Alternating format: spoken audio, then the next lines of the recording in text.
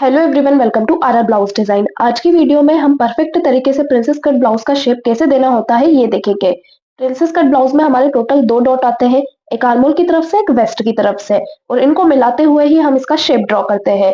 तो इसका शेप हम परफेक्ट तरीके से कैसे दें, क्योंकि शेप देने के भी कई तरीके होते हैं जिससे कि फ्रंट की गोलाई हमारी परफेक्ट आ सके। तो आज की वीडियो में मैंने इस तरीके को और इजी कर दिया है कि किस तरह से परफेक्ट तरीके से हम गोलाई देके प्रिंसेस कट ब्लाउज की कटिंग करें। बहुत से लोग प्रिंसेस कट ब्लाउज को फरमे के ऊपर कट करते हैं, उसके बाद फैब्रिक के ऊपर कट करते हैं। कुछ लोग डायरेक्ट फैब्रिक के ऊपर कट करते हैं। दोनों ही तरीके सही होते हैं। मैटर करता है कि आप कितनी फिनिशिंग के साथ प्रिंसेस कट का शेप दे रहे हो जिससे कि उसकी फिटिंग परफेक्ट आए। डायरेक्ट फैब्रिक पे कट करना अच्छा होता है, उससे हमारा टाइम भी बचता है। बस आपको ये देखना है कि आपको शेप परफेक्ट तरीके से देना है।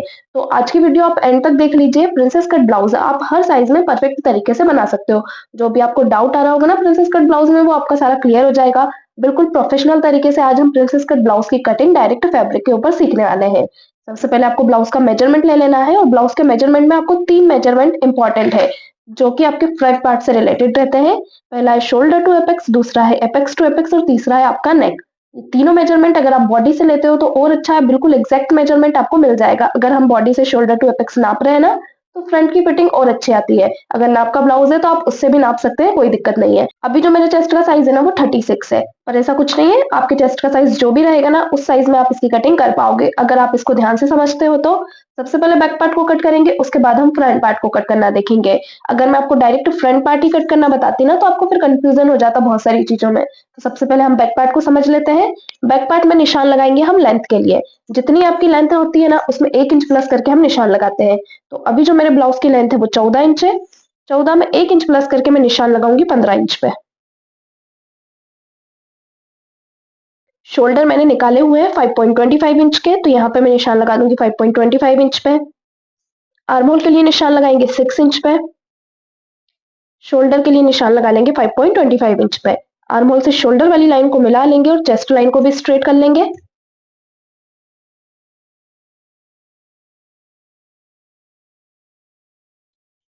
अब निशान लगाएंगे चेस्ट के लिए। चेस्ट का साइज है मेरा 36, डिवाइड 4 करके मैं निशान लगाऊंगी 9 इंच पे, और 1.5 इंच का हम रखेंगे सिलाई मार्जिन। वेस्ट के लिए निशान लगा लेंगे, तो वेस्ट है मेरी 32 इंच की, डिवाइड 4 करके मैं निशान लगाऊंगी 8 इंच पे। और यहाँ जो आपका मार्जिन रहेगा वो 2.5 इंच का रहेगा, क्योंकि जो हमारा वेस्ट होता है ना उसमें डॉट पॉइंट आता है, इसलिए यहाँ पे जो हमारा मार्जिन रहता है वो 1 इंच बढ़ जाता है। अब डॉट पॉइंट के लिए निशान लगा लेंगे। तो यहाँ से निशान लगाना है आपको 4 इंच पे, और नीचे की तरफ से भी निशान लगाना है 4 इंच पे। दोनों तरफ से सिलाई में इसको कवर करेंगे हाफ हाफ इंच। आर्महोल गोलाई के लिए निशान लगा लेंगे 1 इंच पे। यहाँ से आर्महोल को डाउन करेंगे हाफ इंच, कर्व को रखते हुए इसका शेप देंगे।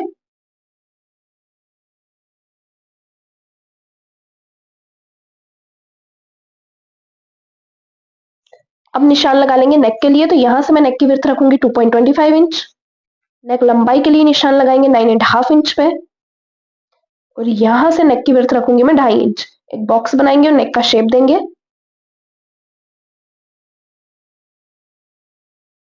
जो शोल्डर रहेंगे उसको 0.25 इंच हम माइनस कर देंगे नेक की तरफ। तो बैक पार्ट की यहाँ पे हमारी मार्किंग कंप्लीट हो चुकी है। बैक पार्ट को कट कर लेंगे।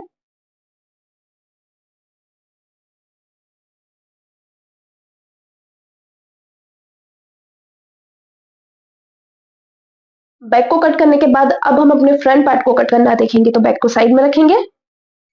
फ्रंट पार्ट को कट करने के लिए फैब्रिक के दूसरे वाली साइड को हमने डबल फोल्ड करके रख लिया है। अब सबसे पहले यहाँ पे हम एक स्ट्रेट लाइन खींच लेंगे। अब यहीं से हम निशान लगाते हैं शोल्डर के लिए, लेकिन शोल्डर का निशान लगाने से पहले आपको नीचे की तरफ से 0.25 इंच का मार्जिन लेना है। ये मार्जिन हम क्यों लेते हैं? हुकाई पट्टी के लिए। अगर आपका फ्रंट बैक है तो फिर आपको ये मार्जिन लेने की जरूरत नहीं है, फिर आप बैक पार्ट में ये मार्जिन लीजिएगा।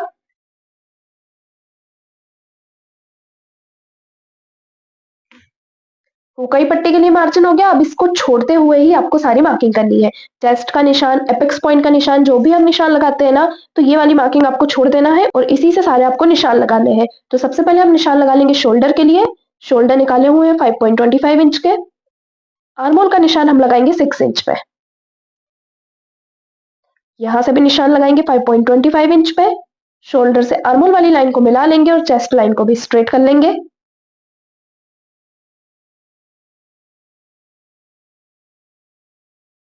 अब निशान लगाएंगे हम चेस्ट के लिए। तो फ्रंट पार्ट में हम 2 इंच की लूजिंग ऐड करते हुए चेस्ट का निशान लगाते हैं। 2 इंच की लूजिंग आपको क्यों प्लस करनी होती है चेस्ट साइज में? इसमें बहुत लोगों को कंफ्यूजन भी होता है कि 2 इंच की लूजिंग ऐड करना ज़रूरी होता है क्या? तो ज़रूरी इसलिए है क्योंकि हमारा जो फ्रंट का आर्म होल रहता है ना, वो बैक के आर्म होल जितना बड़ा नहीं होता है। मार्किंग तो हमने सेम की है 6 इंच पे, लेकिन जब हम स्टिचिंग करेंगे और कटिंग करेंगे ना, तो फ्रंट का आर्म होल आपको हाफ इंच जितना छोटा ही लेना है, क्योंकि फ्रंट पार्ट में जो हमारा झोल रहता है वो ज़्यादा आता है। फ्रंट का आर्म होल बैक के आर्म होल से छोटा होता है। इन छोटी-छोटी बातों का हमें ध्यान रखना होता है। तो यहाँ से हम अगर हाफ इंच कम करते हुए निशान लगाते हैं ना, तो फिर हमें प्रॉब्लम कहाँ आती है? फिटिंग वाली लाइन में। ये जो बैक पार्ट रहता है और फ्रंट पार्ट रहता है ना, उनकी फिटिंग वाली लाइनें बराबर नहीं आ पाती है। इसलिए यहाँ से हम डायरेक्ट आर्म होल को हाफ इंच जितना माइनस नहीं कर सकते हैं। उसके लिए आपको क्या करना होगा? पहले 2 इंच की लूजिंग ऐड करनी पड़ेगी आर्म होल में। उसके बाद आर्म होल का झोल खत्म करने के लिए हम यहाँ से मार्किंग करते हैं, जो आपको आगे क्लियर हो जाएगा। तो जितना आर्म होल आपने आपके बैक पार्ट में रखा है ना, उतना आप फ्रंट में नहीं रख सकते, इसलिए आपको सबसे पहले लूजिंग ऐड करनी है। तो मेरे चेस्ट का साइज है 36, उसमें मैं 2 इंच की लूजिंग ऐड करूंगी। तो मेरा कितना हो गया? 38। 38 को हम डिवाइड 4 करके निशान लगा लेंगे। तो मेरा कितना आया? 9.5 इंच। बैक पार्ट में चेस्ट का निशान लगा था 9 इंच पे, फ्रंट पार्ट में आपको निशान लगाना है 9.5 इंच पे। और ये लूजिंग हर साइज में सेम रहेगी। आपके चेस्ट का साइज 44 हो, 40 हो या 28 हो, लूजिंग आपको 2 इंच ही लेनी है। 1.5 इंच का सिलाई मार्जिन रख लेंगे। आर्म होल गोलाई के लिए निशान लगाएंगे, तो फ्रंट पार्ट में आपको निशान लेना है 0.75 इंच पे। अब इसको गोलाई में मिलाने के लिए आपको क्या करना है? शोल्डर से आर्म होल वाली लाइन का एक सेंटर निकालना है। सेंटर से हम अंदर की तरफ आएंगे 0.25 इंच, और इसको अपनी शोल्डर वाली लाइन से मिला देंगे।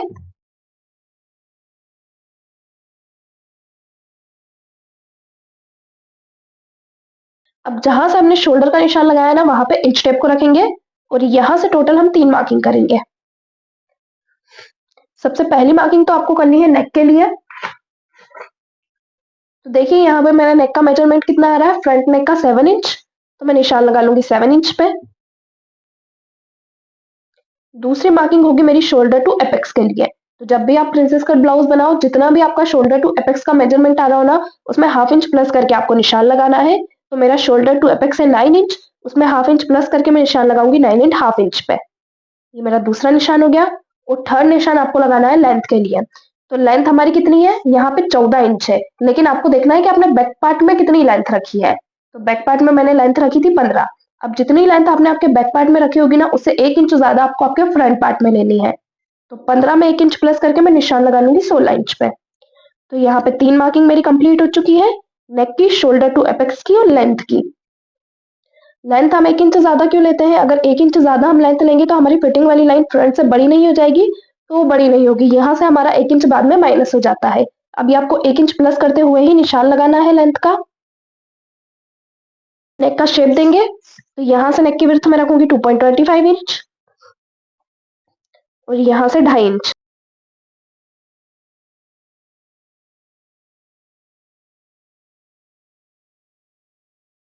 अब निशान लगाएंगे एपेक्स टू एपेक्स के लिए। तो एपेक्स टू एपेक्स का मेजरमेंट देख लेंगे। एपेक्स टू एपेक्स मेरा कितना आ रहा है? 6 इंच। 6 को आपको डिवाइड 2 करना है, तो मेरा कितना हो जाएगा? 3 इंच।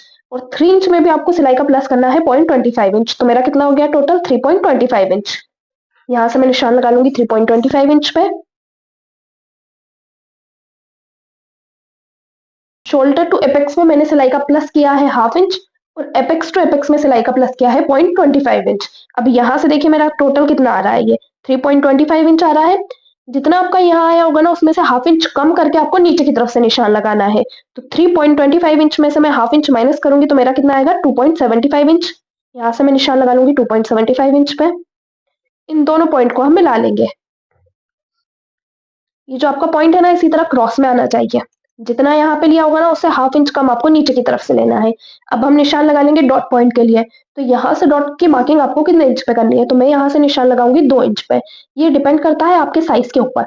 जितना ज्यादा आपका साइज रहता है ना, उतने इंच पे आपको डॉट पॉइंट के लिए निशान लगाना होता है। लेकिन आप इस डॉट पॉइंट को जितना ज्यादा यहाँ से बढ़ाओगे ना, उतना ज्यादा पफ आपका फ्रंट में बनेगा। तो मुझे तो नॉर्मल पफ चाहिए होता है, फिर वो ज्यादा कपड़ा आपका झोल खाने लगता है। तो यहाँ से आप हो सके तो 38 साइज तक 2 इंच का डॉट पॉइंट लीजिए। चेस्ट का साइज 40 प्लस जा रहा है ना, तो फिर आप 2.25 2.5 इंच तक का डॉट पॉइंट ले सकते हैं। उससे फ्रंट की जो गोलाई रहेगी ना, वो अच्छी आएगी। अगर आप यहाँ से 3 इंच 3.5 इंच तक के डॉट पॉइंट ले लेते हो ना, तो फिर फ्रंट में जो यहाँ का शेप है ना, वो ज़्यादा पफ देने लगता है, जो फ्रंट से अच्छा नहीं लगता है। अगर हम उसमें कप्स लगा रहे हैं तो फिर ठीक है, पर विदाउट कप्स फिर वो ज़्यादा झोल खाने लगता है। तो इस चीज़ का भी आप ध्यान रखिएगा। अब इसको भी हम अपने एपेक्स पॉइंट से इस तरह क्रॉस में मिलाएँगे। अब डॉट पॉइंट की मार्किंग करने के बाद ही आपको निशान लगाना है आपकी वेस्ट के लिए, क्योंकि यहाँ से 2 इंच जितना हमारा सिलाई में गया है, जितना भी आपने डॉट लिया उतना आपका सिलाई में माइनस हो जाता है। तो यहाँ से आपको उतना माइनस कर देना है। वेस्ट है मेरी 8 इंच की, तो यहाँ से मैं निशान लगा लूंगी 8 इंच पे। 1.5 इंच का हम रखेंगे सिलाई मार्जिन। चेस्ट लाइन से वेस्ट लाइन को मिलाएंगे। देखिए वेस्ट की तरफ से डॉट पॉइंट आपको क्लियर हुआ। अब जाते हैं हम आर्महोल की तरफ के। आर्महोल की तरफ से आपको डॉट का निशान कैसे लगाना है। तो आपको सबसे पहले आपकी चेस्ट लाइन देख लेनी है। दूसरा आपको देख लेना है कि आपकी चेस्ट का साइज कितना है। चेस्ट लाइन से चेस्ट साइज के अकॉर्डिंग आपको ये निशान लगाना होता है। तो अगर आपके चेस्ट का साइज 38 से कम है, यानी कि 38 माइनस जा रहा है, तो आपको ये निशान लगाना है 1 इंच पे चेस्ट लाइन से। ठीक है। और अगर आपके चेस्ट का साइज 38 प्लस चला गया, किसी के चेस्ट का साइज 38 है, 44 है, तो फिर आपको ये निशान लगाना है 1.25 इंच पे। बस इस निशान का आपको ध्यान रखना है, यही निशान आपको प्रॉपर फिटिंग दिलवाएगा। तो मैं चेस्ट लाइन से इंच टेप को रखूंगी और निशान लगाऊंगी 1 इंच पे। अब ये जो 1 इंच का निशान हमने लगाया ना, इसको अभी आपको एपेक्स पॉइंट से नहीं मिलाना है। चेस्ट साइज के अकॉर्डिंग आपको निशान लगा लेना है। इसके चेस्ट का साइज 38 प्लस जा रहा होगा, उसने निशान लगाया होगा 1.25 इंच पे। अब जितने इंच पे आपने चेस्ट लाइन से निशान लगाया ना, उसका आपको इस तरह से हाफ करना है और वापस से साइड में निशान लगाना है। तो एक का हाफ कितना होगा, हाफ इंच। 1.25 इंच का जितना हाफ आ रहा होगा ना, उतने हाफ इंच पे आपको निशान लगा लेना है। अब इसको हम मिलाएंगे अपने एपेक्स पॉइंट से। इस तरह स्केल को रखिएगा एपेक्स पॉइंट तक और क्रॉस में इसको हम जाने देंगे। तो देखिए यहाँ पे हमारे एक पोर्शन की मार्किंग कंप्लीट हो चुकी है। जो हमारा नेक वाला साइड रहेगा ना, ये वाला, इसकी पूरी मार्किंग हमारी कंप्लीट हो चुकी है। अब ये इसी तरह से हमारा कट हो जाता है। तो ये मार्किंग तो हमारी पूरी सही है।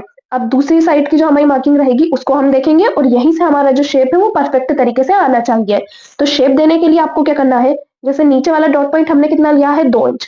ऊपर की तरफ से भी हमें डॉट पॉइंट लेना होता है, प्लस हमने जो लूजिंग ऐड करी है वो भी हमें इसमें कवर करनी होती है। तो यहाँ से मैं इंच टेप को रखूंगी और इसको सिलाई में हम कितना कवर करेंगे, तो जितना आपने चेस्ट लाइन से निशान लगाया होगा, मैंने कितने इंच पे निशान लगाया था, 1 इंच पे, तो मैं इसे कवर करूंगी 1 इंच।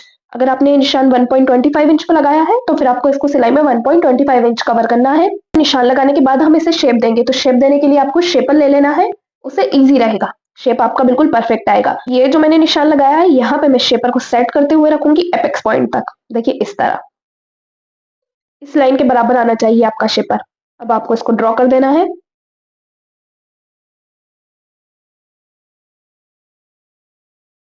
आपको कुछ भी नहीं करना है, सिर्फ जो आपने सेकंड निशान लगाया ना, वहां पे शेपर को रखना है आपके फर्स्ट वाले निशान से मिलाते हुए, और इसको डायरेक्ट मिलाना है एपेक्स पॉइंट से। तो ऊपर की तरफ से हमने इसकी मार्किंग करी। अब ये जो गोलाई है ना हमारी बिल्कुल सही आएगी। दोनों पॉइंट को, ये जो दोनों डॉट की लाइन है ना, उनको हम नाप के देखेंगे। तो फर्स्ट वाली डॉट की लाइन मेरी रेडी हो रही है 5.5 इंच पे। दूसरी जहां भी 5.5 इंच पे रेडी हो रही होगी ना, वहां पे मैं इस तरह से निशान लगा दूंगी। अब जो आर्म होल है उसको हम हाफ इंच माइनस करेंगे, जैसा हमने बैक पार्ट में भी किया था। इन दोनों पॉइंट को मिलाएंगे और यहाँ पे आपको एक नया आर्म होल बनाना है।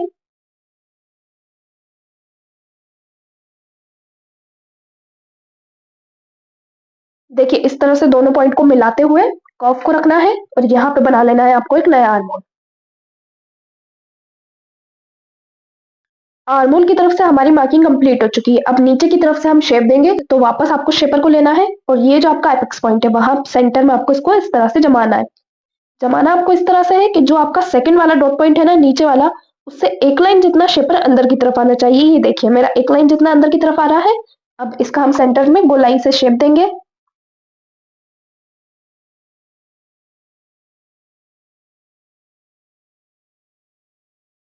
देखिए इस तरह से सेंटर से आपको शेप ड्रॉ करना है। अब नीचे की तरफ से हम इसको मिलाएंगे। तो मिलाने के लिए भी आपको शेपर को लेना है और ये जो आपका राउंड सर्कल आ रहा है, तो जहां ये आपकी डॉट की लाइन पे खत्म हो रहा होगा ना, वहां पे आपको इसको रख लेना है और नीचे की तरफ से आपको भी शेपर को इस तरह से मिलाना है।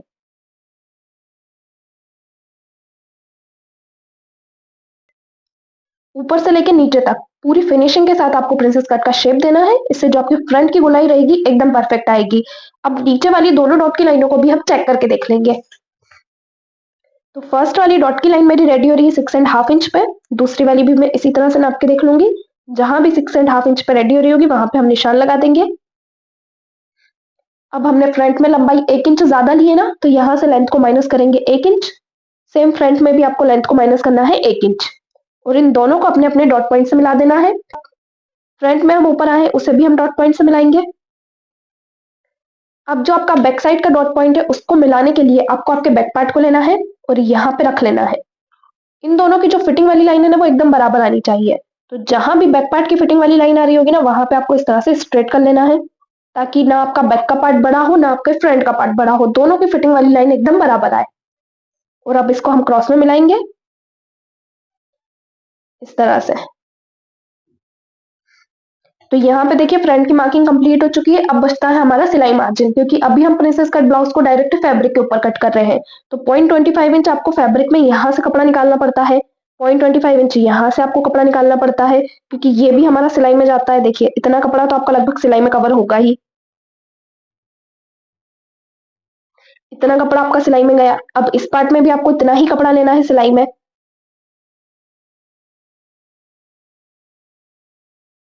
तो 0.25 इंच इस पार्ट का, 0.25 इंच इस पार्ट का, टोटल हमारा कितना हो गया, हाफ इंच।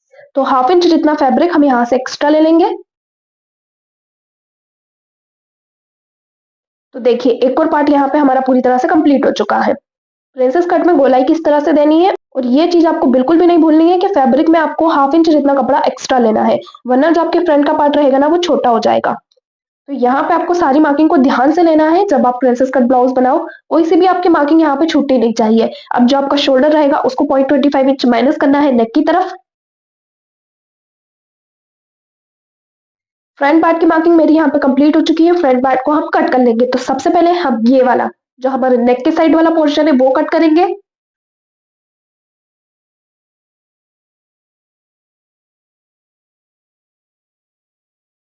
तो देखिए एक पार्ट हमारा यहाँ पे कट हो चुका है। अब जो आपका सेंटर है ना उस पर आपको कट का निशान लगा लेना है।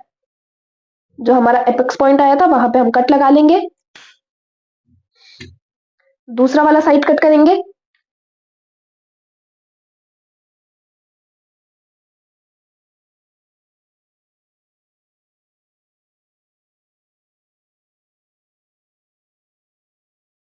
अब जो हमारा एपेक्स पॉइंट है उस पे भी हम कट का निशान लगाएंगे। तो देखिए दोनों पार्ट हमारे कंप्लीट हो चुके हैं।